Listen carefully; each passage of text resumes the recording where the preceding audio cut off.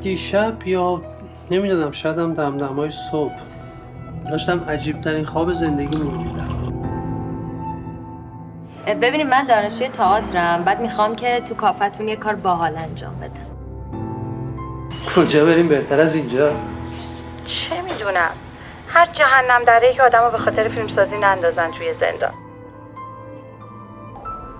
شاید آرزوت اومدن تو این دنیای گوه بود که اونم نتونستیم برآورده کنیم.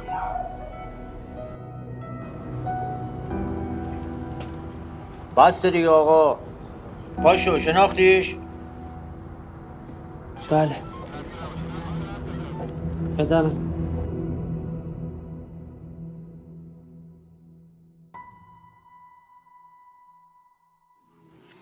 ببخشید شما سهراب سپهری فیلمساز هستین؟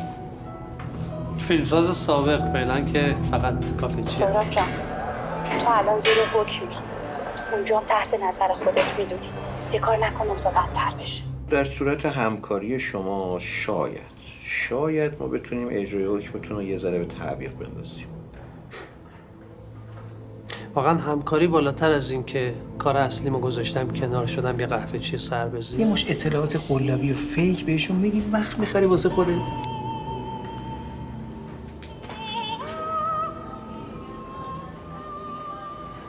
آدما به چشمشون بیشتر از گوشتمون دارن. باشه ولی چشم یه وقتای خطای دید داره، باید عوض کرد زاویه‌شو. تا الان ما وارد ماجرای اخلاقیتون نشدیم، ولی اگه لازم باشه میشیم. سلیقت هم مثل دوران جوانی خوبه. البته اگه اختلاف سنتون رو ندید بگیریم. خب این آدمایی که درست کرده میمیرن، آدمای جدید میارن. خدا چرا میکشه اینا رو؟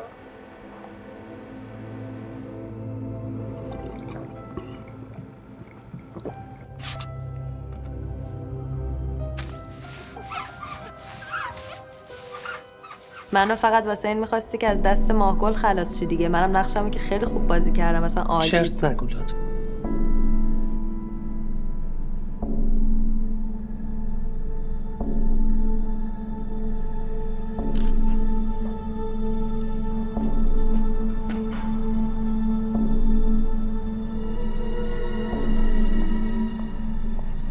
یه وقتایی مجبوری نقش منفی رو خوب بازی کنی که همه چی خوب پیش بره. اون وقت اگه من یه پرستوی شکست خورده باشم چی؟ شما که از یه فیلمساز یه کافه چی ساختین، دیگه چه اصراریه یه کافه چی رو تبدیل کنید به زندانی سیاسی؟